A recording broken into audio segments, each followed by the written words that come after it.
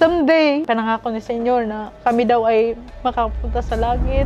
Ito ay illegal, simple robbery. Maximum penalty nito ay 10 years imprisonment. Malinaw ang sinasabi ng batas na kinakailangan ang pera ay para lamang doon sa mga itinilagang benepisyaryo ng batas. Di umano, sa pilitang pinagtrabaho rin daw ang mga miyembro, kahit pa mga menor de edad, gaya ng naranasan ng mga anak ni Gemma. Pinapatrabaho din sa barracks nila. Pinaiigi, pinakuha ng buhangin, ng bato. Sabi niya sa akin, mga ganito na ba lang talaga tayo? Napakasakit, ma'am, na araw-araw ganun yung makita sa anak mo.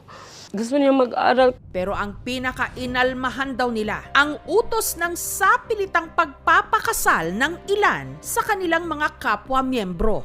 Kailangan daw kami magpakasal, hindi po kami makatatuwid sa langit. Ang isa raw sa mga puwenersang magpakasal sa kanyang kasapi o kapwa-miyembro, ang 18